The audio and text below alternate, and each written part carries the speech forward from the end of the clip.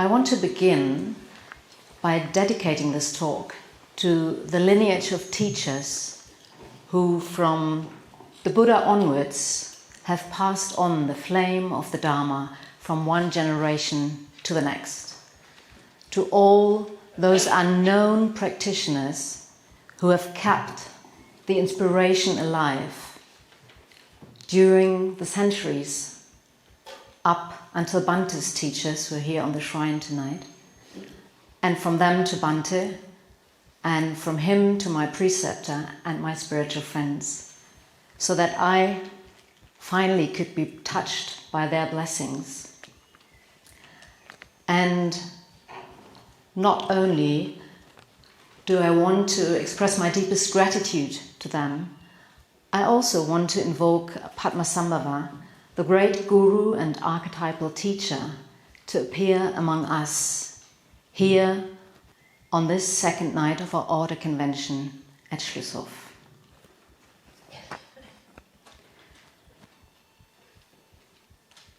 Om argen yegyen upchaksam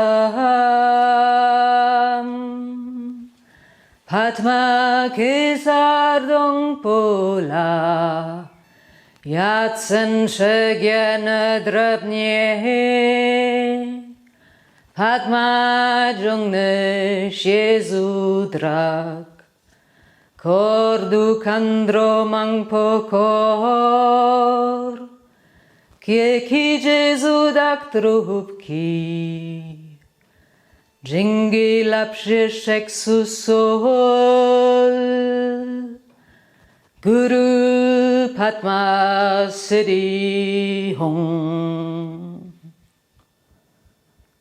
Hong.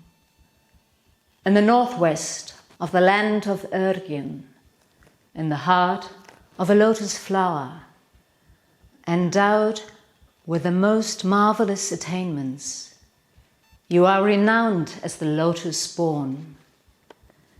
Surrounded by many hosts of dark knees, following in your footsteps, I pray to you, come, inspire me with your blessing. Guru Padma Siddhi Hong. So invoking Padmasambhava, the lotus-born, surrounded by hosts of dark knees, immediately brings us to the heart of this day's theme, recollecting the Buddhas, Vasubandhu's first factor. And I don't want to say so much about the link between Guru Yoga and the recollection of the Buddhas, because I think Dhammasara introduced that very well yesterday already, and it came out in our discussion, in the panel discussion this afternoon. So I decided to explore the theme of this day through the lens of Guru Yoga, because it is a practice that I find a lot of inspiration in. It is probably what drives me and where my heart connection with the transcendental is. And in this talk tonight, I want to explore three elements of the practice. So first of all, the dark knee into which we turn ourselves in that practice, the lineage that is established between her and the transcendental, and the blessing that she receives from the teacher. So this is part of the traditional Guru Yoga practice that Bante received from Khatrul Rinpoche, and that is part of the Mula Yogas, and Sadaha will lead us through that practice later this evening, so we have the fortune to explore that ourselves. So I just want to explore three major elements of the symbolic cosmos of the Guru Yoga. The Dakini, the lineage that connects her with the transcendental, and the blessing that one receives from the teacher. So first of all, there is the Dakini into which we turn ourselves.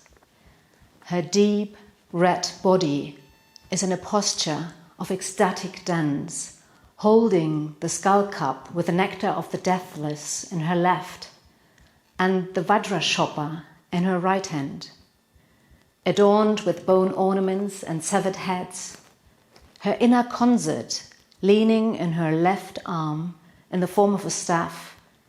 This is how she appears. And we have her on the shrine on the backside of the stupa. The symbolism of the Dakini is of course very profound and cannot easily be explained or reduced to one single meaning. But as in the Vajrayana tradition, the Dakini is the esoteric Sangha refuge. On one level, we could think of her as the person that inspires and sparks us off to practice the Dharma, hence the Sangha refuge. Bhante also has another very interesting take on her symbolism, which I find meaningful in the context of our exploration. So I quote Bhante from the Bhante on Blake reader. What the Dakini really represents is the higher, more refined emotional side of one's own being. That's what the beautiful figure of the Dakini represents. The Dakini represents friendliness, befriending. The Dakini is compassion. The Dakini is sympathetic joy. The Dakini is peace and tranquility. The Dakini is faith and devotion. And all these higher, more refined, more spiritual, positive emotions are to be developed within oneself. So Bhante comes to the very interesting conclusion that we need to be able to spark ourselves off and become the Dakini. Or you could say, become an embodiment of the Brahma Viharas, the positive of emotions of the Brahma Viharas, if we want to effectively go for refuge to the Sangha. So here the quote from Bhante continues. You cannot go for refuge to the Sangha, to the Dakini, unless you have your own Dakini within. We may say that Dakini goes for refuge to Dakini. We may say Dakini communicates with Dakini.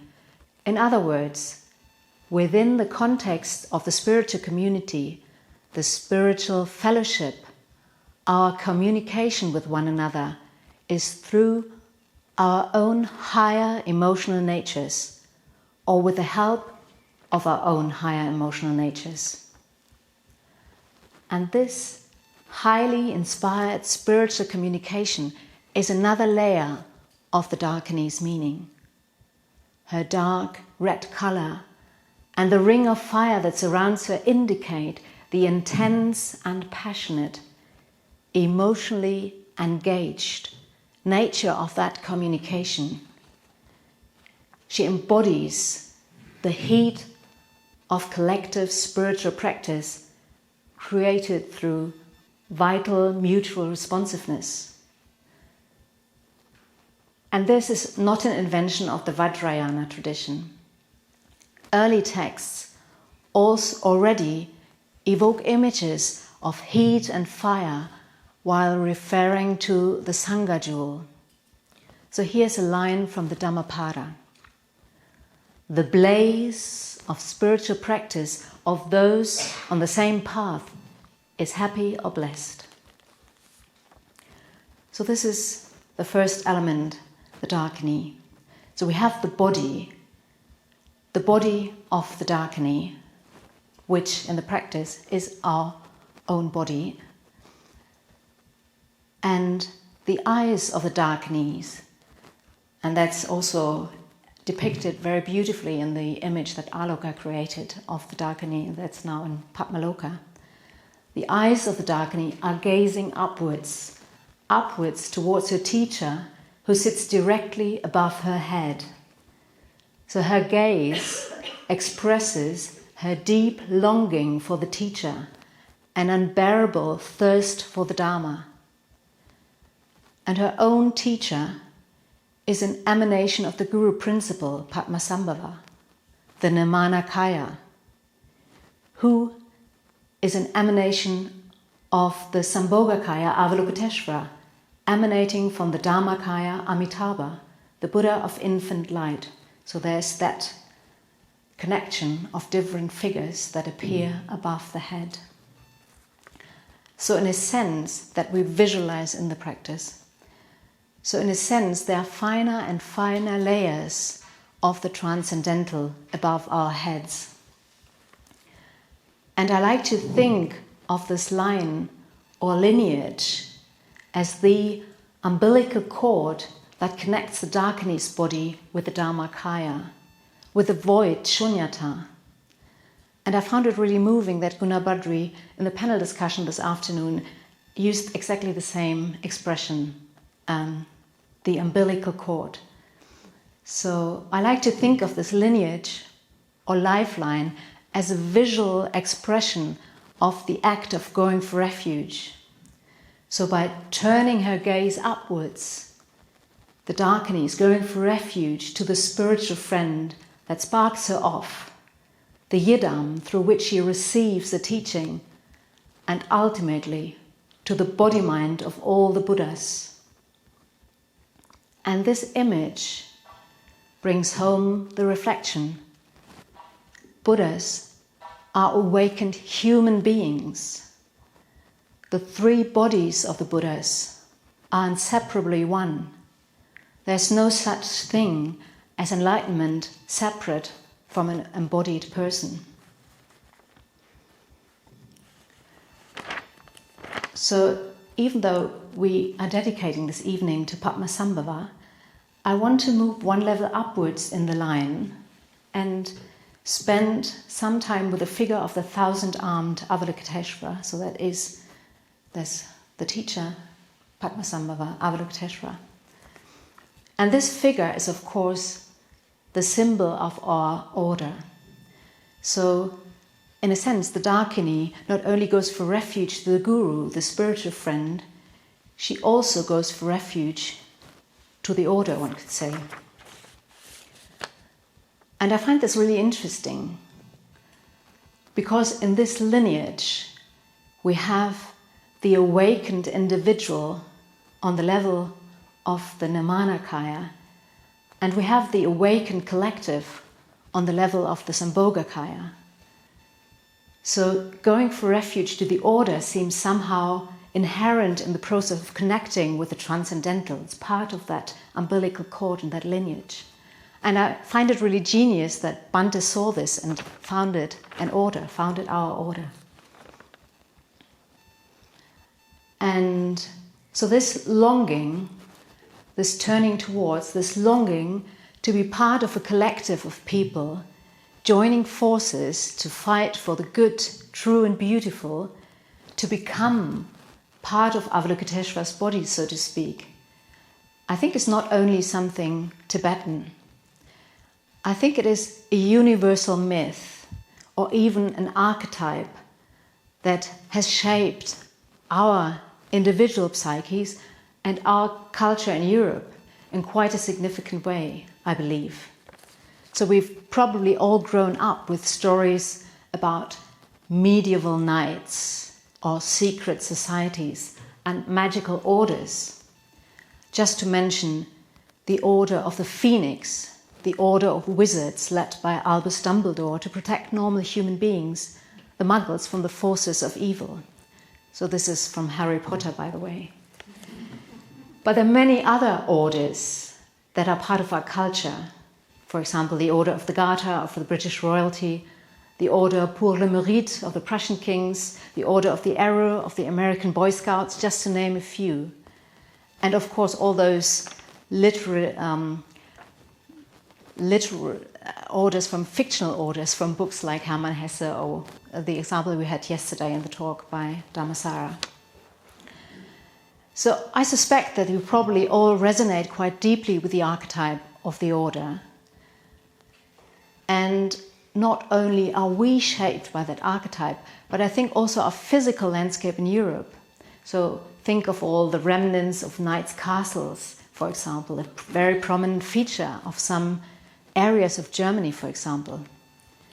But I think very often those traces are completely divorced from any spiritual meaning for us, either because they're too much entrapped in the realm of the fictional, or because they've fallen from the plane of the mythic and spiritual to the plane of worldly power and have thereby lost the power of the symbolic and imaginal.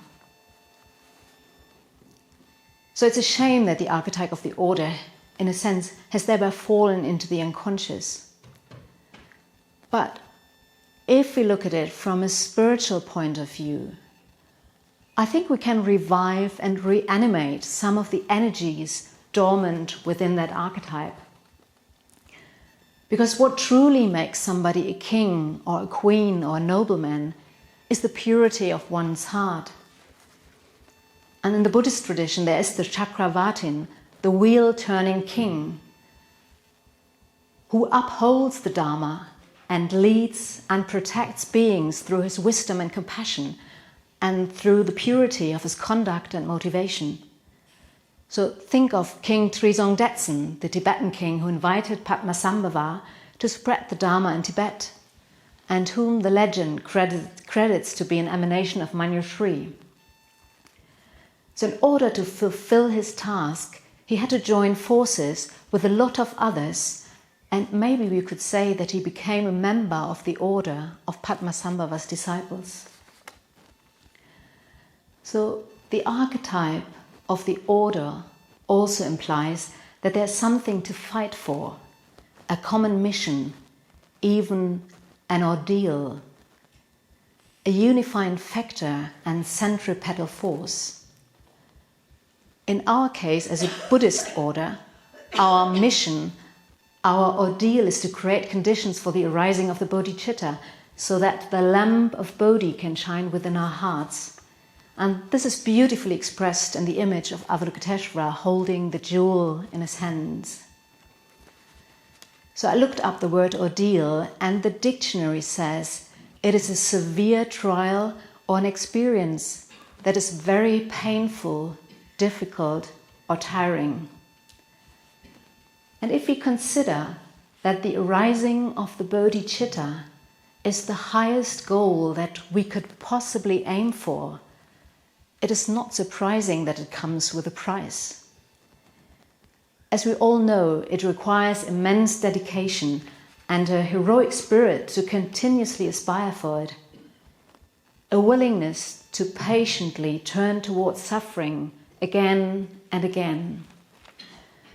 But as the arising of the bodhicitta is the only thing that ultimately can make a difference in the world, the only truly sustainable form of change for the better, there's simply nothing more meaningful than to dedicate our lives to serving that goal.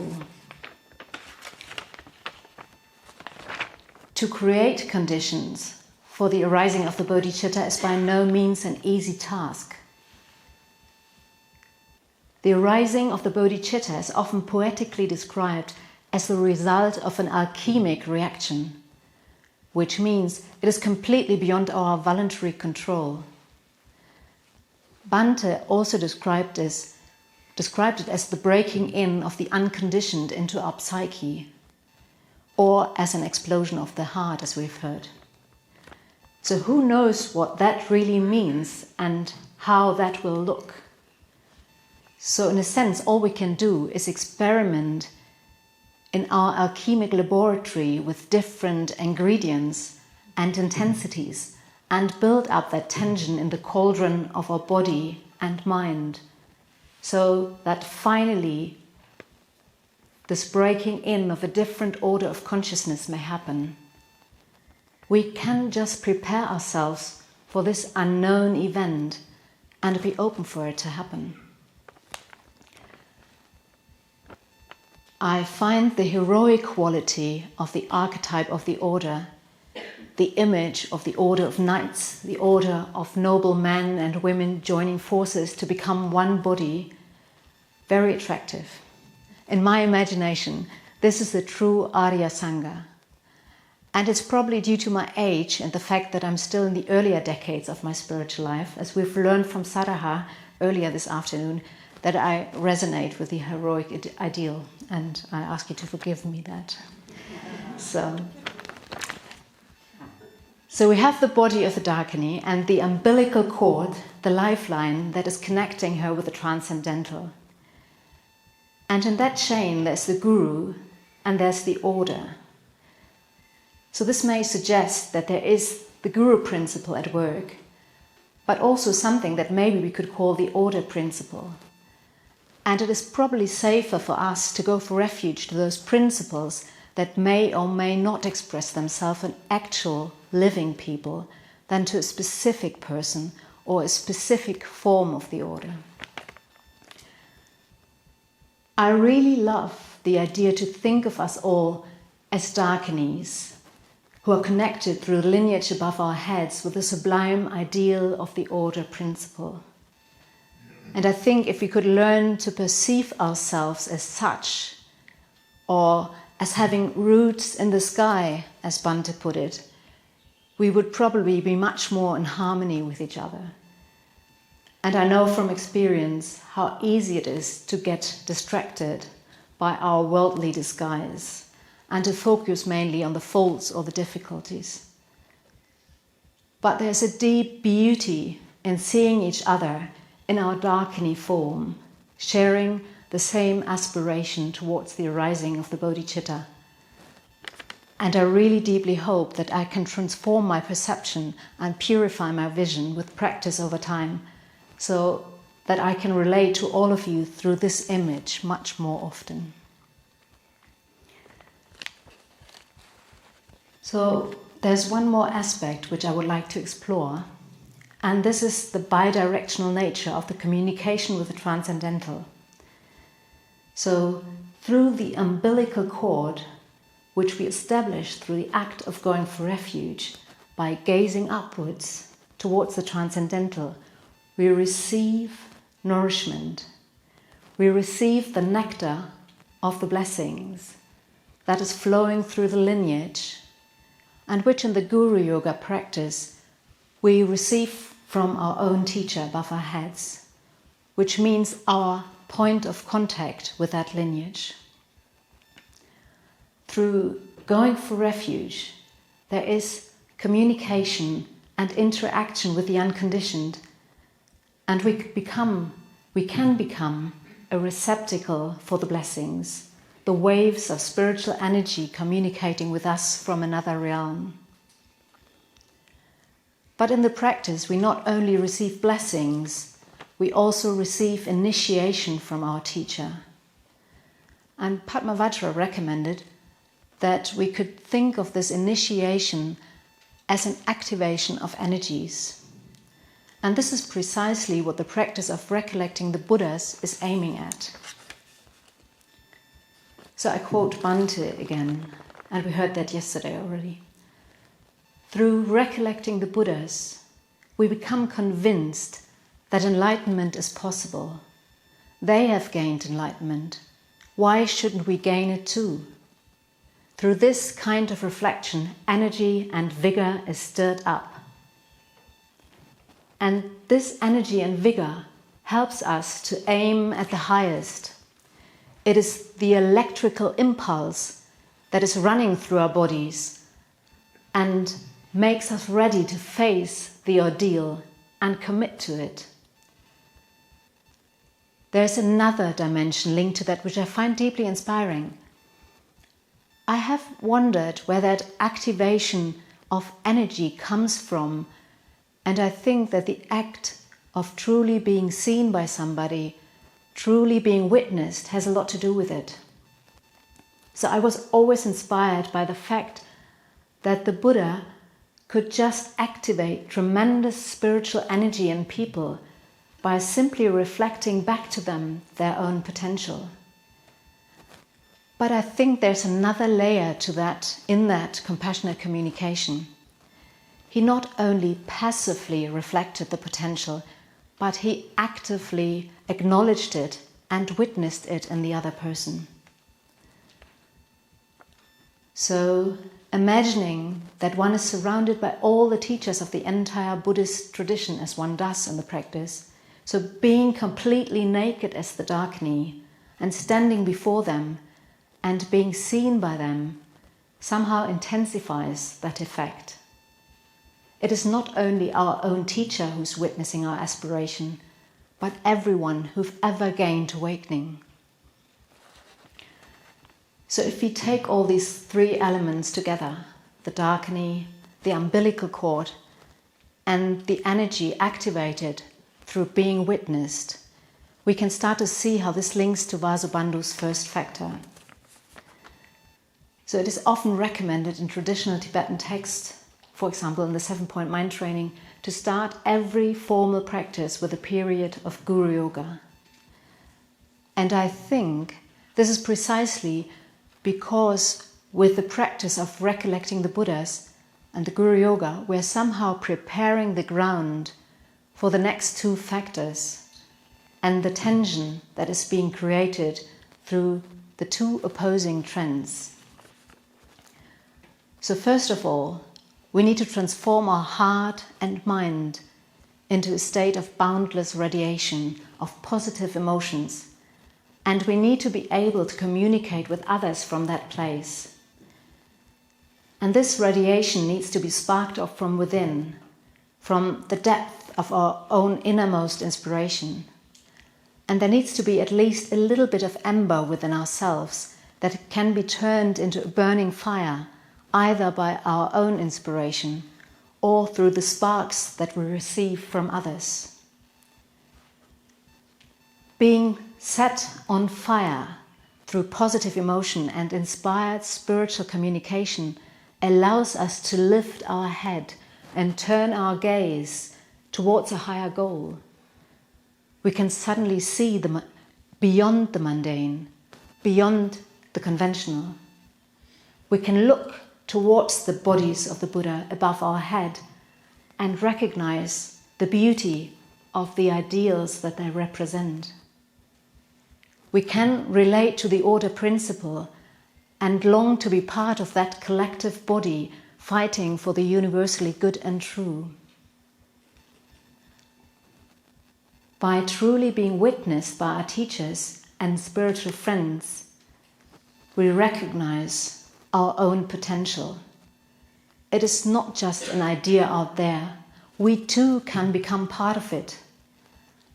And so energy is being released that allows us to commit, to face the ordeal, and to really go for refuge.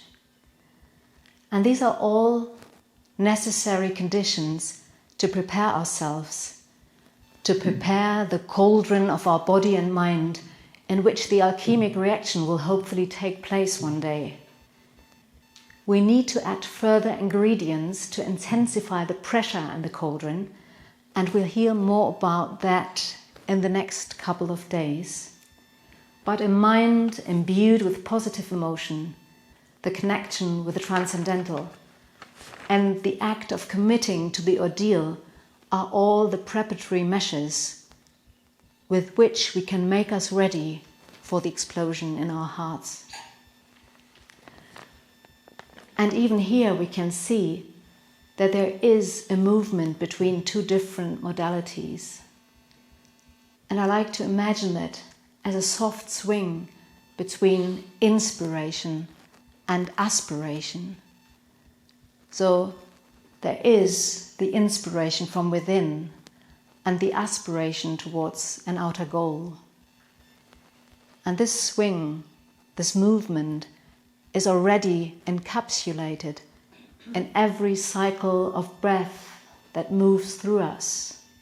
So inhaling, inspirare, inspiration, exhaling, aspirare, aspiration.